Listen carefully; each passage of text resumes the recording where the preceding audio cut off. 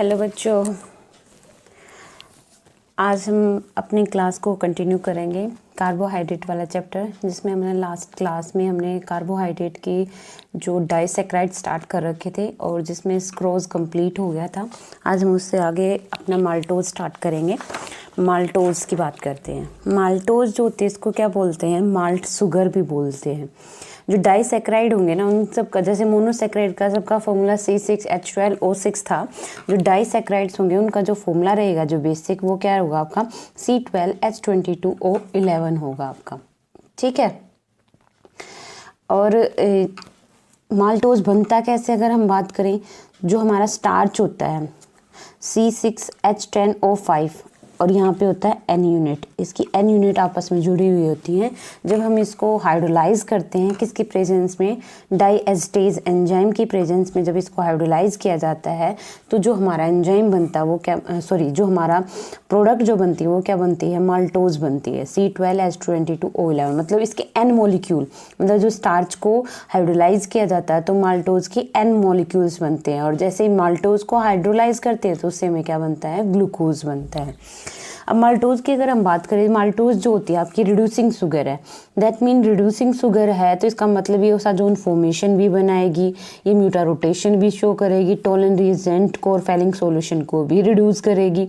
ठीक है, ये सारे काम करेगी। और ये कब होता है रिड्यूसिंग शुगर, कब बताते हैं कि जब यहाँ इसके जो ग्लाइकोसिडिक कार्बन बोले हो या फिर आप ये कह सकते हो जो इसका कार्बोनाइल कार्बन है वहाँ पे क्या होना चाहिए, फ्री OH ग्रुप होना चाहिए।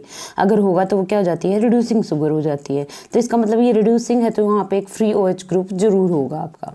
ठीक है, आगे इसके स्ट्रक्चर में हम बात कर लेंगे ये चीज़ें। दूसरी चीज़ें इसमें अगर हम बात करें, जो इसके अंदर दो माल्टोज है, जब हम इसको हाइड्रोलाइज करते हैं, क्योंकि ये डाइसैकराइड है तो इसके अंदर दो मोनोसैकराइड यूनिट होंगी। वो दो मोनोसैकराइड यूनिट कौन सी हैं इसके अंदर, माल्टोज के अंदर ग्लूकोज की होती है। दोनों की दोनों यूनिट कौन सी होती हैं, ग्लूकोज की होती हैं इसके अंदर। तो ग्लूकोज की जो दोनों यूनिट होंगी इसकी, वो किस में होंगी, ग्लूकोज जो होता है वो पायरानोज फॉर्म बनाता है। मैंने बताई थी एक फ्यूरानोज 5 मेंबर्ड रिंग बनाता है और एक पायरानोज 6 मेंबर्ड रिंग बनाता है। जो ग्लूकोज जो होता है वो 6 मेंबर्ड रिंग बनाता है, दैट मीन पायरानोज फॉर्म में। तो जो आपका माल्टोज है इसमें जो ग्लूकोज यूनिट होगी वो पायरानोज फॉर्म में होगी, 6 मेंबर्ड रिंग में होगी आपकी। ठीक है, और इसमें लिंकेज जो होती है वो क्या होती है, दो ग्लूकोज यूनिट है तो एक ग्लूकोज यूनिट का फर्स्ट कार्बन और दूसरी ग्लूकोज यूनिट का फोर्थ कार्बन आपस में लिंक होंगे। जो हमारा माल्टोज जो बनेगा वो दो मोनोसैकराइड के जुड़ने से बनता है। और इसमें जुड़ने में मतलब कौन कौन से कार्बन इन्वॉल्व हैं, एक ग्लूकोज का तो C1 कार्बन और दूसरे ग्लूकोज का C4 कार्बन आपस में लिंक हुए हैं, उससे हमारा क्या बना है, माल्टोज बना है। और एक बात करें हम, अब यहाँ तक ये हो गया। अभी हमें ये नहीं पता है कि इसमें अल्फ़ा मतलब जो ग्लूकोज है वो अल्फ़ा फॉर्म में है बीटा फॉर्म में। तो उसके लिए हम क्या करते हैं कि माल्टोज को जब हम हाइड्रोलाइज करते हैं माल्टेज एंजाइम से, किससे, माल्टेज एंजाइम से। और ये जो एंजाइम है ना, मैंने ये बताया था कि जो एंजाइम होते हैं बहुत सी स्पेसिफिक होते हैं, पर्टिकुलर रिएक्शन के लिए पर्टिकुलर एंजाइम होता है। ये नहीं है कि उस रिएक्शन में और कोई भी एंजाइम यूज हो सकता है, नहीं। जैसे हर एक पर्टिकुलर जो लॉक की पर्टिकुलर की होती है, उसी तरीके से हर एक पर्टिकुलर रिएक्शन के लिए पर्टिकुलर एंजाइम की ज़रूरत होती है आपकी। ठीक है, पर्टिकुलर एंजाइम ही वो चीज़ शो कर सकता है, अदरवाइज वो नहीं होगा हमारा। तो माल्टोज जो हाइड्रोलाइज एंजाइम है, जो उसको माल्टेज से करते हैं, जो माल्टेज जो एंजाइम होता है ये केवल अल्फा ग्लाइकोसिडिक लिंकेज को ब्रेक कर सकता है। किसको हाइड्रोलाइज कर सकता है, अल्फा वाली को। दैट मीन्स जिसके अंदर अल्फा यूनिट होंगी उसी को हाइड्रोलाइज करेगा। और हमने ये देखा कि जब माल्टोज को हाइड्रोलाइज कर रहे हैं इस माल्टेज एंजाइम से, तो ये हाइड्रोलाइज हो रहा है। तो ये हाइड्रोलाइज हो रहा था, दैट मीन्स इसके अंदर क्या होगी, एक अल्फा फॉर्म की अल्फा ग्लूकोज यूनिट होगी, एक जरूर अल्फा ग्लूकोज होगी, तभी तो वो रिड्यूस होके मतलब हाइड्रोलाइज होके हमें उसकी अल्फा ग्लाइकोसिडिक लिंकेज ब्रेक हो रही है हमारी। ठीक है, और दूसरी चीज़ जो इसकी जो अल्फा फॉर्म है और वो कैसी होगी, नॉन रिड्यूसिंग होगी हमारी। ठीक है, तो non reducing unit alpha form है इसकी, तो इसका मतलब यहाँ पे नॉन रिड्यूसिंग है और अल्फा फॉर्म। हमने ये देखा था कि जो फर्स्ट कार्बन है, एक का फर्स्ट कार्बन और एक का फोर्थ कार्बन। देखो फर्स्ट जो कार्बन है एक तो खुद की रिंग बनाने में इन्वॉल्व हो जाता है और एक उसका किस में इन्वॉल्व हो रहा है, दूसरी यूनिट के साथ जुड़ने में। तो दो तरीके से लिंक हो रहा है आपका फर्स्ट कार्बन, तो इसके ऊपर फ्री OH ग्रुप बचता ही नहीं है, इसलिए क्या हो जाता है, नॉन रिड्यूसिंग हो हो जाता है। दैट मीन जो C1 जो होगा वो अल्फा होगा, नॉन रिड्यूसिंग होगा, और जो C4 होगा वो आपकी रिड्यूसिंग ग्लूकोज यूनिट होगी। अब देखो इसके स्ट्रक्चर से कंफर्म कर लेते हैं। देखो ये है हमारा ये पूरे के अगर हम बात करिए आपकी कौन सी यूनिट है, माल्टोज है, जिसमें ये भी ग्लूकोज की यूनिट है और ये भी ग्लूकोज की यूनिट है। इसमें 2 ग्लूकोज की यूनिट है आपकी, एक रिड्यूसिंग है आपकी, एक नॉन रिड्यूसिंग। रिड्यूसिंग किसको बोलते हैं, जिसमें हमारा जो कार्बोनाइल कार्बन के ऊपर फ्री OH होना चाहिए। देखो फर्स्ट जो है इसके ऊपर फ्री OH ग्रुप है, दैट मीन्स ये हमारी रिड्यूसिंग शुगर हो गया। देखो ये नॉन रिड्यूसिंग है क्योंकि यहाँ पे कोई भी हाइड्रोक्सी ग्रुप फ्री नहीं है हमारा, ठीक है। तो ये कैसी होगी, हमारी नॉन रिड्यूसिंग शुगर होगी आपकी, ठीक है। तो ये दोनों ही अल्फा यूनिट हैं, बट एक हमारी नॉन रिड्यूसिंग है, एक रिड्यूसिंग है।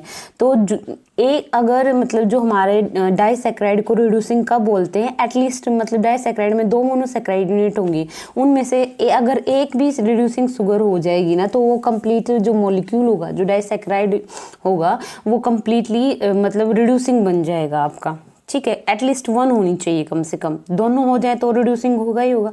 उनमें से एक यूनिट भी अगर आपकी रिड्यूसिंग शुगर है तो वो जो आपका डाइसैक्राइड होगा वो कैसा होगा, रिड्यूसिंग शुगर होगी आपकी वो, ठीक है। अब इसमें होता क्या है, जैसे ग्लूकोज की हम यूनिट बनाएं, ग्लूकोज 2 ग्लूकोज जुड़े हुए हैं ना इसमें, आप मैंने बताया था E वाले फॉर्मूले से, देखो जहाँ जहाँ लाइन बनाई है वहाँ OH कर लिख दो, ये हो जाएंगे OH। अब जो बच गई है वहाँ पे हमने क्या किया, H लिखा है, CH2OH, ठीक है। और यहाँ CHO होता है, हमने क्या लिखना है, इसकी अल्फा ग्लूकोज की यूनिट लिखनी है, अल्फा ग्लूकोज यूनिट। अल्फा है तो दैट मीन्स जो हमारा हाइड्रोक्सी ग्रुप होगा वो किस साइड आएगा, राइट साइड आएगा।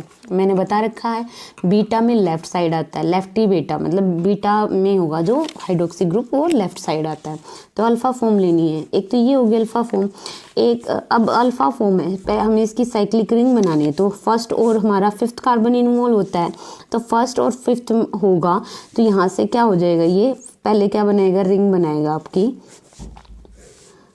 ठीक है। फर्स्ट कार्बन, ये हमारा first, second, third, 4th and 5th, ये आपस में जुड़े हुए हैं, 1st एंड 5th, और 6th आपका CH2OH यूनिट है आपकी, ठीक है। अब यहाँ पे ये हो गया। अब बाकी के सारे फर्स्ट कार्बन पे हाइड्रोक्सी ग्रुप हमारा राइट साइड है, ये चीज़ें लिख दो, बाकी जो चीज़ें हैं एज इट इज़ लिख दो, वो सारी चीज़ें एज इट इज़ रहेंगी, ठीक है। ये हो गया आपकी एक अल्फा ग्लूकोज यूनिट। आपकी दूसरी भी ऐसे ही ग्लूकोज, सेम ऐसे ही दूसरी ग्लूकोज यूनिट को लिख दो, दूसरी ग्लूकोज यूनिट भी आपकी ऐसे ही होगी, दोनों ही अल्फा फॉर्म में हैं। तो ये first carbon, 1st, 2nd, 3rd, 4th and 5th, ऐसे ही ये 5th के साथ ये जुड़ रहा होगा आपका साइक्लिक रिंग बनाने में, CH2OH, HOH, HOH, दोनों अल्फा थी ना इसलिए यहाँ लिया। अब इन दोनों को जुड़ना है, अब इन दोनों को जुड़ना है, क्या होगा कि एक की अल्फा मतलब एक का फर्स्ट कार्बन लेना है हमें और एक का 4th कार्बन लेना है, 1 2 3 4, इसका 4th लेंगे और इसका फर्स्ट लेंगे, ठीक है। मैं ये आप ये सोच रहे हो कि इसका आपने इसका फर्स्ट क्यों नहीं लिया और इसका 4th क्यों नहीं। अब इसमें ना थोड़ा सा इजी हो जाएगा, अगर मैं यहाँ फर्स्ट ले भी लेती तो यहाँ वो हाइड्रोक्सी ग्रुप जो है वो इस साइड है, राइट साइड है आपका, तो वो जोड़ूंगी मैं कैसे, ऐसे जोड़ने में डिफ़िकल्टी बन रही है, इसलिए दोनों ही सेम यूनिट हैं, ऐसे कोई दिक्कत नहीं है। तो यहाँ से जो हाइड्रोक्सी ग्रुप होगा ये OH और यहाँ से H निकल के वाटर तो निकल जाएगा और यहाँ से लिंकेज बन जाएगी, ये ऐसे जुड़ जाएगा इस यूनिट के साथ, यहाँ से वाटर निकला और ये ऐसे जुड़ जाएगा, ठीक है। ये ऐसे जुड़ जाएगा इसके साथ, यहाँ से ये OH ग्रुप निकल जाएगा, यहाँ से H हाइड्रोक्सी ग्रुप निकलेगा और ऑक्सीजन के थ्रू आपस में जुड़ जाएंगे। ये ऐसे मैंने जोड़ के दिखा रखा। अब यहाँ से हाइड्रोक्सी ग्रुप खत्म तो ये नॉन रिड्यूसिंग बन जाती है, ये हाइड्रोक्सी ग्रुप, ये नॉन रिड्यूसिंग और ये रिड्यूसिंग बन जाती है आपकी। तो ये रिड्यूसिंग ग्लूकोज हो गया, ये नॉन रिड्यूसिंग ग्लूकोज होगा। अब इसके हार्वर्ड प्रोजेक्शन फॉर्मूले की भी बात कर लेते हैं। तो हार्वर्ड प्रोजेक्शन बात में ये मैप दोनों लिखेंगे हम, थोड़ी सी इजी कन्वेंशन के लिए, मतलब थोड़ा सा लिखना इजी हो जाए उस वे से हम क्या करेंगे कि रिड्यूसिंग वाले पार्ट को इधर लिखेंगे और नॉन रिड्यूसिंग वाले पार्ट को इधर लिखेंगे और रिड्यूसिंग वाले पार्ट को इधर लिखेंगे। अब ये नॉन रिड्यूसिंग वाला पार्ट हम इधर लिख रहे हैं। मैंने हमेशा बताया कि जब ये फॉर्म लिखते हैं तो लेफ्ट वाला ऊपर लिखते हैं और राइट वाला नीचे लिखते हैं। तो ये वाली फॉर्म लिख रही हूँ ग्लूकोज यूनिट की, इस वाले की अब हम बना रहे हैं हाँ वर्थ प्रोजेक्शन पहले इसकी। तो क्या करेंगे, लेफ्ट ऊपर मतलब H ऊपर, इसको अभी छोड़ दो, H ऊपर, फिर सेकंड पे H इधर है लेफ्ट ऊपर, OH नीचे, OH ऊपर H नीचे, H ऊपर OH नीचे, ठीक है। और लास्ट में CH2OH ऊपर रखते हैं और H को नीचे रखते हैं। ये हो गया हमारा। अब इसकी ऐसे यूनिट बना देंगे। इसमें फर्स्ट कार्बन पे H जो है वो लेफ्ट साइड है तो H OH नीचे, फिर H ऊपर OH नीचे, OH ऊपर H नीचे। अब देखो ये जो हमारा नेक्स्ट है ना, जो इसमें H लेफ्ट साइड है वो ऊपर लिखेंगे, हमारा लिख दे ऊपर। अब ये वाला कार्बन और ये वाला कार्बन और उसका फर्स्ट जुड़ा हुआ है, तो ये तो इसका फोर्थ हो गया और ये इसका फर्स्ट हो गया, ये आपस में जुड़े हुए हैं इस लिंकेज के थ्रू, ठीक है। तो ऐसे जुड़ गए एंड लास्ट कार्बन पे CH2OH ऊपर और H नीचे। तो ये इसकी इस तरीके से होगी फॉर्म। और ये जो ऑक्सीजन के थ्रू लिंकेज है इसको हम ग्लाइकोसिडिक लिंकेज बोल रहे हैं, ठीक है। तो ये आपका रिड्यूसिंग पार्ट है, ये आपका नॉन रिड्यूसिंग पार्ट है, ठीक है। तो ये हो गया आपका खत्म माल्टोज। अब नेक्स्ट हम बात करते हैं किसकी, लैक्टोज की। लैक्टोज जो होता है आपका वो मिल्क शुगर होता है। मिल्क शुगर क्यों होता है, क्योंकि मिल्क में मिलता है सबसे ज़्यादा, तो इसलिए लैक्टोज को मिल्क शुगर भी बोलते हैं, ठीक है। अगर फॉर्मूला वही रहेगा C12H22O11। अब बात करते हैं कि जो लैक्टोज जो होता है ये भी आपकी रिड्यूसिंग शुगर होती है। इससे भी मोसाजोन फॉर्मेशन बनाती है, ये म्यूटर रोटेशन भी मतलब म्यूटर रोटेशन को भी शो करता है, रिड्यूसिंग रिड्यूस कर देता है किसको, टोलन रिएजेंट को भी और फेलिंग सॉल्यूशन को भी। और चीज़ों की अगर हम बात करिए तो सिंपली होगी कि रिड्यूसिंग है इसलिए ये सारी चीज़ें शो कर रहा है। अब हम क्या करें हैं, जब हम इसको हाइड्रोलाइज करते हैं इमल्सीन्स के साथ, जो इमल्सीन जो एंजाइम जो होता है ना वो केवल बीटा लिंकेज को ब्रेक कर सकता है, ठीक है। बीटा लिंकेज को ब्रेक कर सकता है। तो जब हम हाइड्रोलाइज कर रहे हैं जब लैक्टोज को इमल्सीन के साथ और ये हाइड्रोलाइज हो रहा है तो जो ग्लाइकोसिडिक लिंकेज हाइड्रोलाइज इसके साथ हो रहा है, तो इसका मतलब जो ग्लाइकोसिडिक लिंकेज है किसके अंदर, लैक्टोज के अंदर, वो कौन सी होगी, बीटा ग्लाइकोसिडिक लिंकेज होगी। मतलब यहाँ पे ये जो एंजाइम है ना ये चीज़ें कंफर्म करते हैं कि इसके अंदर लिंकेज कौन सी है। जैसे हम माल्टोज वाले माल्टेज एंजाइम लिया था जिससे हमें कंफर्म हो गया था कि उसके अंदर अल्फा ग्लाइकोसिडिक लिंकेज है, और यहाँ से हमें कंफर्म हो गया कि इसके अंदर कौन सी लिंकेज है, बीटा ग्लाइकोसिडिक लिंकेज है। कैसे बताएंगे, इमल्सीन एंजाइम से। क्यों, क्योंकि इमल्सीन जो एंजाइम है वो केवल बीटा लिंकेज को ब्रेक कर सकता है और वो इससे हाइड्रोलाइज हो रहा है, तो इसका मतलब ये कंफर्म है कि ये बीटा ग्लाइकोसिडिक लिंकेज इसके अंदर है, ठीक है। तो अब हम बात करते हैं अगर जो लैक्टोज है, जो लैक्टोज के अब दो यूनिट हैं इसके अंदर, एक गैलेक्टोज और एक ग्लूकोज। ग्लूकोज तो मैंने बताया था कि तीनों जो डाइसैकराइड्स होंगे उन सब के अंदर होगा। नाम से था लैक्टोज, लैक और गैलेक। लैक जो वर्ड है इन दोनों में कॉमन था, तो इसमें दूसरी यूनिट मैंने बताई थी, एक तो ग्लूकोज होगी, दूसरी क्या होगी, गैलेक्टोज होगी। अब हम लिंकेज की बात करें कि किसका कार्बन कौन से दूसरी यूनिट के किस कार्बन के साथ जुड़ा हुआ है। तो जो गैलेक्टोज जो यूनिट है आपकी, उसका जो फर्स्ट कार्बन है, गैलेक्टोज यूनिट का फर्स्ट कार्बन ग्लूकोज के फोर्थ कार्बन से, इसमें भी 1/4 लिंकेज है। गैलेक्टोज का फर्स्ट कार्बन लेना है और ग्लूकोज का हमें फोर्थ कार्बन लेना है।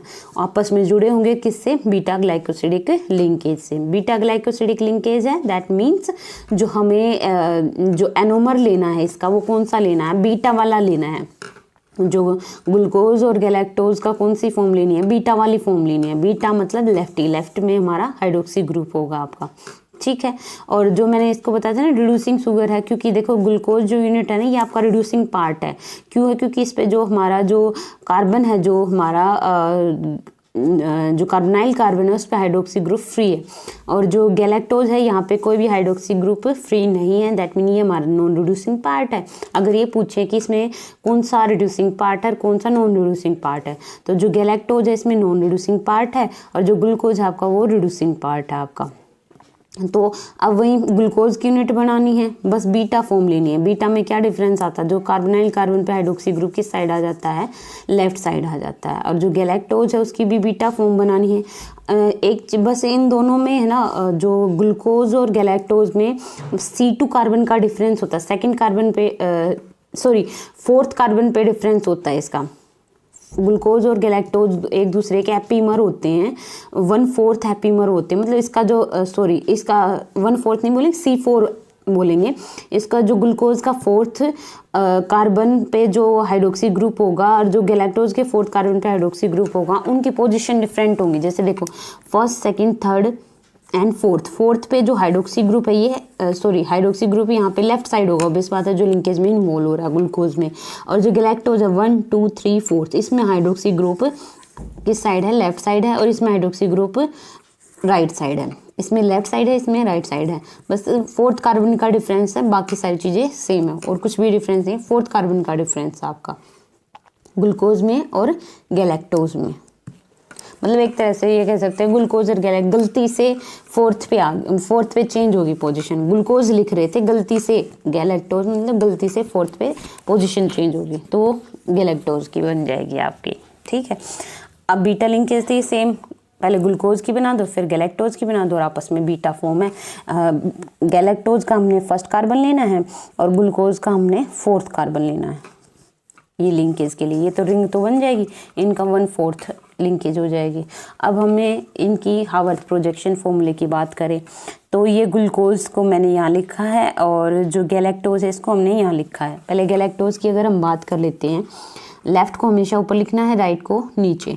तो लेफ्ट में अगर हम बात करें ऊपर की साइड तो ये वाला बॉन्ड बन रहा है जो ऑक्सीजन के साथ जुड़ रहा है और नीचे क्या आएगा हमारा हाइड्रोजन ग्रुप आएगा। ठीक है, फिर नेक्स्ट H ऊपर OH नीचे, OH ऊपर H नीचे, OH ऊपर H नीचे, नेक्स्ट CH2H ऊपर रखेंगे हमेशा और H नीचे। ये तो किसका हो गया गैलेक्टोज का। अब हम किसकी बात करनी है ग्लूकोज की। यहाँ ग्लूकोज दोनों ही पायरनोज फॉर्म में बनेंगे क्योंकि 6 एटम इन्वॉल्व होते हैं दोनों के अंदर। तो यहाँ पे अब देखो फर्स्ट कार्बन की अगर हम बात करते हैं, फर्स्ट पे क्या है OH जो है वो हमारा किस साइड है, लेफ्ट साइड। तो लेफ्ट साइड ऊपर, H नीचे, H ऊपर OH नीचे, OH ऊपर H नीचे। एंड देन फोर्थ कार्बन है उसमें H तो ऊपर है और बेस बात है OH नीचे आएगा। तो हमने जो ये ऐसे इस फॉर्म में इसीलिए लिखा था कि लिखना ईजी हो जाए, आपस में जोड़ना ईजी हो जाए साइड बाय साइड लिखने की बजाय, इसलिए इसको ऐसे लिखा। साइड में भी लिख सकते हो बट थोड़ा सा लिखने में थोड़ा ईजी हो जाता है इस तरीके से। तो ये हो गया इस पे। एंड देन नेक्स्ट पे CH2H हमेशा ऊपर एंड H नीचे। ग्लूकोज है ये वाला, ये गैलेक्टोज है। ग्लूकोज है रिड्यूसिंग पार्ट है, गैलेक्टोज है नॉन रिड्यूसिंग पार्ट है आपका। ठीक है, क्लियर है। ये था आपका लैक्टोज। तो डाइसैकेराइड्स आपके हो गए कंप्लीट। अब हम बात करते हैं पॉलीसैकेराइड्स की, ये यूनिट कंप्लीट हो जाएगी। तो पॉलीसैकेराइड्स की अगर हम बात करते हैं, पॉलीसैकेराइड्स जिसमें n नंबर ऑफ ग्लूकोज जो मोनोसैकेराइड्स, नॉट ग्लूकोज, मोनोसैकेराइड्स की यूनिट जुड़ी हुई होती हैं वो पॉलीसैकेराइड्स कहलाते हैं आपके। तो जैसे स्टार्च है, सेलुलोज है, ग्लाइकोजन है, डेक्सट्रीन है, ये सारे क्या एग्जाम्पल हैं पॉलीसैकेराइड्स की एग्जाम्पल। तो हम जैसे बात कर लेते हैं पॉलीसैकेराइड्स में स्टार्च की बात करते हैं। जो स्टार्च जो होता है मेन स्टोरेज पॉलीसैकेराइड होता है प्लांट, मतलब जो प्लांट जो होते हैं ना अपना खाना जो स्टोर करते हैं, अपने फूड जो स्टोर करते हैं वो किसकी फॉर्म में करते हैं, स्टार्च की फॉर्म में करते हैं। तो प्लांट्स के लिए मेन जो स्टोरेज यूनिट क्या होगी, स्टार्च होगी। तो जो सबसे ज़्यादा इम्पोर्टेंट जो हमारा डाइटरी सोर्स है ह्यूमन बींग्स का, मतलब जब हम खाना जो खाते हैं ज़्यादातर हमारा जो खाना होता है वो प्लांट से मिलता है। तो प्लांट से मिलता है तो मेन जो सोर्स हो गया हमारा जो खाने का जो हो गया उसमें ज़्यादातर क्या होगा हमारा स्टार्च यूनिट होगी हमारी। ठीक है, तो जो स्टार्च जो होता है इसके अंदर जो पॉलीमर होता है उसमें ये जो पॉलीमर होता है स्टार्च ये अल्फा ग्लूकोज की यूनिट होती है जुड़ी हुई। मतलब ये जब स्टार्च को हाइड्रोलाइज करते हैं पहले तो माल्टोज बनते हैं, n नंबर ऑफ माल्टोज बनते हैं और हमें पता है माल्टोज के अंदर क्या होता है ग्लूकोज होती है दोनों यूनिट। तो माल्टोज को जब हाइड्रोलाइज करते हैं तो क्या बनता है ग्लूकोज बनता है। तो हम ये कह सकते हैं कि जो स्टार्च जो है वो किसका पॉलीमर है, अल्फा ग्लूकोज की यूनिट का पॉलीमर है। ठीक है, जो स्टार्च जो होता है ना इसके फर्दर 2 कंपोनेंट होते हैं, एक तो अमाइलोज होता है, एक हमारा होता है अमाइलोपेक्टिन। 2 कंपोनेंट हैं, एक अमाइलोज है एक अमाइलोपेक्टिन है, 2 इसके कंपोनेंट होते हैं। और एक और चीज़ इनको डिस्कस करने से पहले ये एक और है कि जो स्टार्च जो होता है ना वो नॉन रिड्यूसिंग शुगर होता है, ना तो टोलन रिएजेंट को रिड्यूस करता, ना ही फेलिंग सॉल्यूशन को, ना ओसाजोन फॉर्मेशन बनाता, ना ये म्यूटा रोटेशन शो करता। इस चीज़ से कंफर्म कर लो, रिड्यूसिंग जहाँ पार्ट आ गया ना तो वो चीज़ें सारी ये शो करेगा। अगर नॉन रिड्यूसिंग आ गया ना ओसाजोन बनाएगा, ना टोलन रिएजेंट को रिड्यूस करेगा, ना फेलिंग सॉल्यूशन को रिड्यूस करेगा और ना ही क्या होगा हमारा ये ओसाजोन हो गया और ना ही ये म्यूटा रोटेशन शो करेगा। ठीक है, अब हमने बात की कि स्टार्च के दो कंपोनेंट होते हैं, एक अमाइलोज होता है और एक अमाइलोपेक्टिन होता है। अमाइलोज और अमाइलोपेक्टिन में क्या डिफरेंस होता है? जो अमाइलोज जो होता है ना, ये स्टार्च का वो वाला हिस्सा होता है जो वाटर सोल्यूबल होता है। मतलब ये अमाइलोज के दो पार्ट हैं, स्टार्च के दो पार्ट, अमाइलोज और अमाइलोपेक्टिन। जो अमाइलोज होता है ये वाटर सोल्यूबल कंपोनेंट होता है और जो अमाइलोपेक्टिन होता है ये वाटर इनसोल्यूबल कंपोनेंट होता है। तो ये जो वाटर सोल्यूबल जो कंपोनेंट होता है ओवरऑल स्टार्च का 15 से 20% होता है, और जो अमाइलोपेक्टिन होता है वो 80 से 85% होता है स्टार्च का। मतलब ज़्यादा अमाउंट में अमाइलोपेक्टिन होता है स्टार्च के अंदर, ठीक है। लिंकेज की अगर हम बात करें तो जो अमाइलोज होता है उसके अंदर जो लिंकेज होती है वो 1/4 ग्लाइकोसिडिक लिंकेज होती है, केवल 1 और 4 है। उसी वजह से है ना, सिंपल ग्लाइकोसिडिक 1/4 है, आपस में लीनियर पॉलीमर बना लेता है ये। लेकिन जो अमाइलोपेक्टिन है ना, इसके अंदर 2 ग्लाइकोसिडिक लिंकेज होती है, एक तो 1/4 होती है जिसकी वजह से लीनियर भी रहता है, और एक 1/6 होता है जिसकी वजह से ब्रांच हो जाता है। तो मतलब हाईली कॉम्प्लेक्स स्ट्रक्चर बन जाते हैं इसमें, लीनियर और ब्रांच दोनों फॉर्म होती है इसमें। 1/4 की वजह से लीनियर बन जाता है और जो ब्रांचिंग होती है वो 1/6 जो लिंकेज होगी उसकी वजह से इसके अंदर ब्रांचिंग हो जाती है। तो ये लीनियर पॉलीमर है और ये कैसा हमारा हाईली ब्रांच्ड पॉलीमर है। अगर हम बात करते हैं इसकी स्ट्रक्चर की, अब बात कर लेते हैं। अब स्ट्रक्चर की बात करें, वैसे हमने बात की कि ये लीनियर पॉलीमर है, और कौन सी है इसकी लिंकेज? C1 और C4 है, और कौन सी सारी यूनिट है? ग्लूकोज की है। तो ग्लूकोज के मॉलिक्यूल बना लो, ग्लूकोज के फॉर्मूला बनाए रखा, हावर्थ प्रोजेक्शन बनाता है, ग्लूकोज के पहले बना लो, फिर क्या करना है, जैसे मैंने ये फर्स्ट ग्लूकोज है, ये सेकंड देन थर्ड है, तो अब ये जो ग्लूकोज होगा इसका फोर्थ होगा, इसका फर्स्ट होगा, इसका फोर्थ होगा, इसका फर्स्ट होगा, आपस में बस ये जोड़नी है। और ये बस इसलिए कि n नंबर ऑफ यूनिट जुड़ी हुई हैं, यहाँ पे भी और यहाँ पे भी आपस में, सिंपली है।